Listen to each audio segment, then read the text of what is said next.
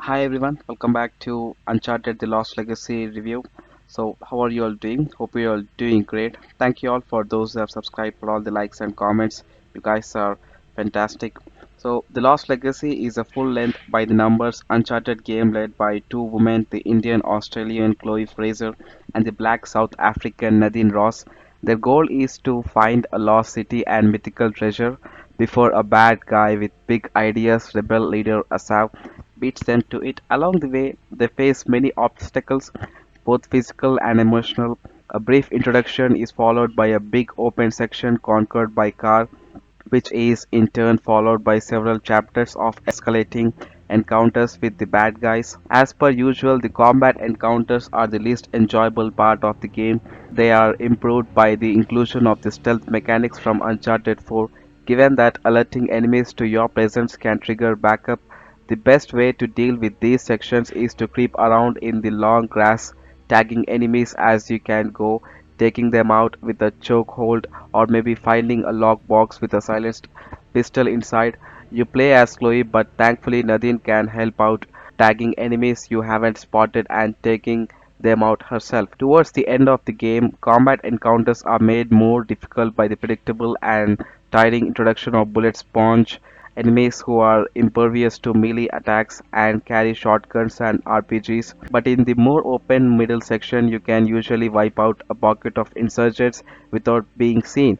Though the large map and the freedom of a 4x4 can feel initially directionless compared to the usual tight flow of an Uncharted game. Once Chloe and Nadine have figured out what to do and way to do it, it makes a nice bit of relative calm before the inevitable flooded chambers and runaway trains. There's even an optional treasure hunt with some varied but gentle puzzles protecting several keys that unlock a useful prize. Many of the puzzles throughout the game are your usual turn the rings to make a picture, move the mirrors to reflect the lights, and so on.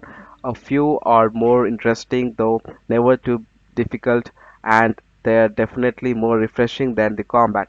Of course, the best parts of the game are those where Chloe and Nadine can put their climbing skills to the test using a collection of mechanics from the previous games, using a grappling hook, swinging from and sliding down ropes, sticking a piton in particular sections of wall for an extra hold, and so on.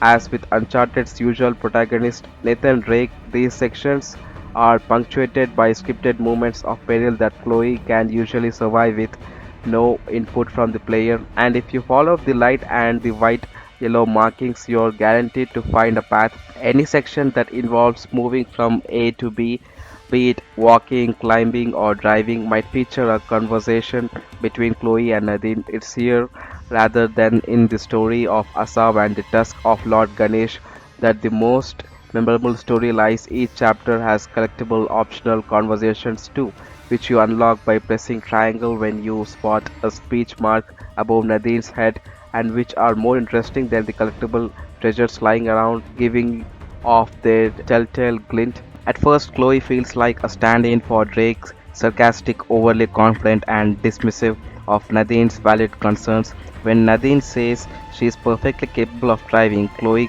quips, Sure you are, honey. I just prefer to. Nadine, for her part, is what you expect the leader of a private military company to be: disciplined, cautious, quiet, but dangerous. The first thing she does is have a go at Chloe for being late.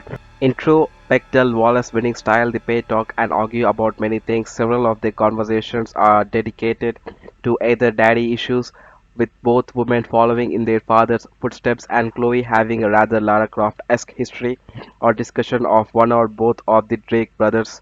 There's also some gendered peril, for instance, when Chloe has to put up with a handsy checkpoint guard near the start, but for the most part, these two women are allowed to be the incredibly competent adventurers and murderers they are, and both make jokes at the expense of men such as Chloe's You boys really don't want me shooting from down here.